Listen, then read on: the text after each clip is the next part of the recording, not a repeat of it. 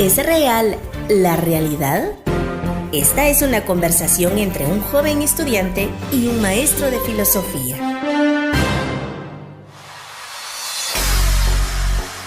Maestro, ¿qué es la realidad? Esa es una pregunta hecha a lo largo de los años por muchos filósofos. Yo te podría decir que es aquello que realmente existe y se desarrolla. Contiene en sí mismo su propia esencia y sus propias leyes. Si le preguntas a Crátilo, te dirá que lo más cercano a la realidad son las palabras, ya que en ellas podemos encontrar su esencia y que su nombre les es dado por naturaleza. Heráclito afirmaba que la única constante en la vida era el cambio.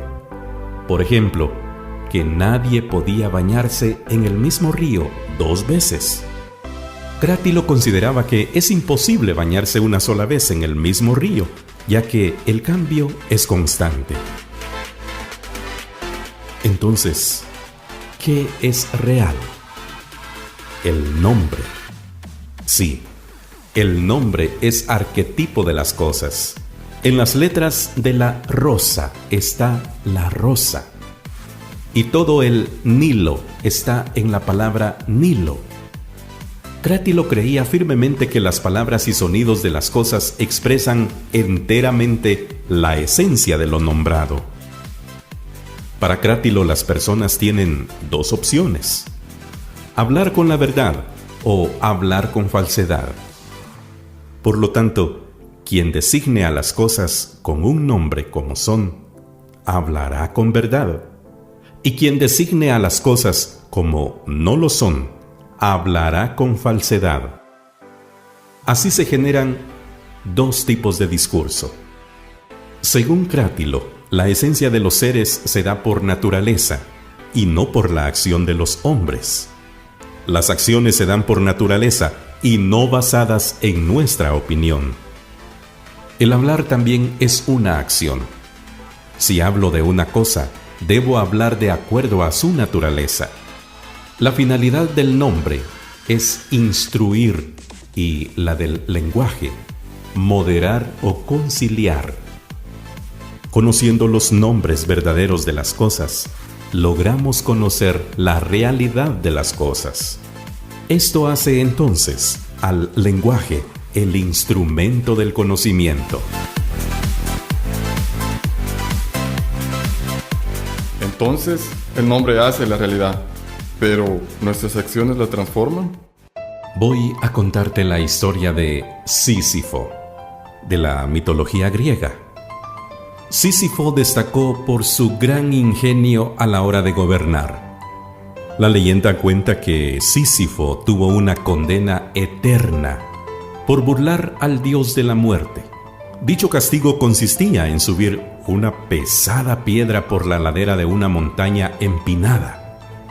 Y cuando estuviera a punto de llegar a la cima, la gran roca caería hacia el valle, para que él nuevamente volviera a subirla.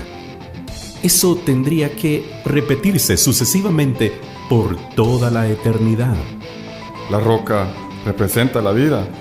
La roca representa el trabajo, las expectativas. Cuando cae, ya no tiene sentido. Y es entonces cuando empezamos nuevos proyectos, pensando que valdrá la pena al llegar a la cima. Eso es ridículo. Debe existir una forma de encontrarle sentido a la vida. Albert Camus parte de este mito griego para elaborar un ensayo filosófico que titula precisamente El mito de Sísifo.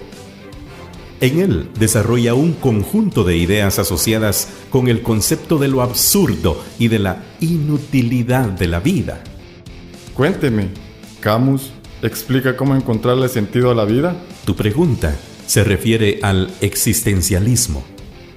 Normalmente creemos que la filosofía es encontrar el significado de la vida, encontrar respuesta a la famosa pregunta de ¿por qué vinimos al mundo? Te voy a contar de Camus. Él nos habla de la filosofía de lo absurdo. El absurdo es aquello que surge de tratar de encontrar significado a un universo que no lo tiene. Te pongo un ejemplo.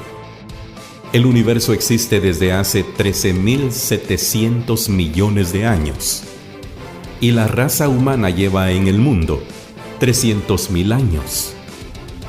Eso quiere decir que la raza humana representa solo el 0.0002% de la existencia del universo. Así de insignificante.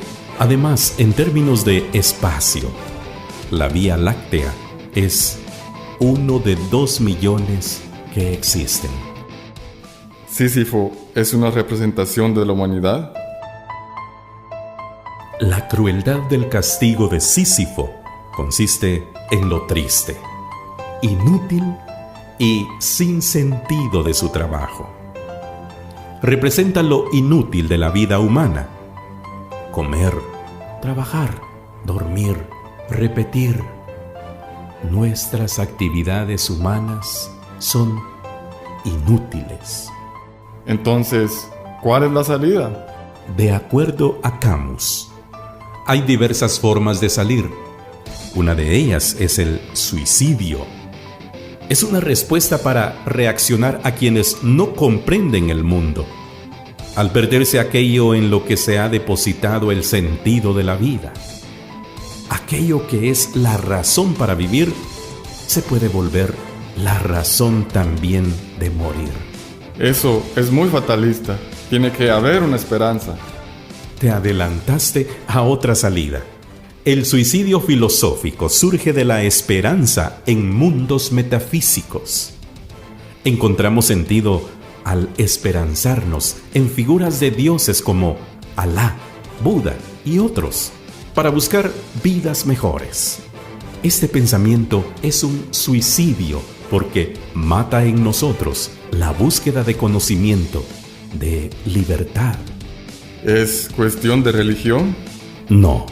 No solo las religiones ofrecen mejoras en mundos futuros. Camus explica que también lo hacen las promesas políticas, como el comunismo. Se sacrifican vidas por la utopía de un mundo igual. Ninguna de las dos salidas me parece adecuada. Y a Camus tampoco. Existe una tercera opción. La aceptación. Aceptar que la vida es absurda. Vivir con pasión, creando arte y ser conscientes de que nada tiene trascendencia. La alegría debe ser la rebelión contra el absurdo. Entonces, ¿es real la realidad?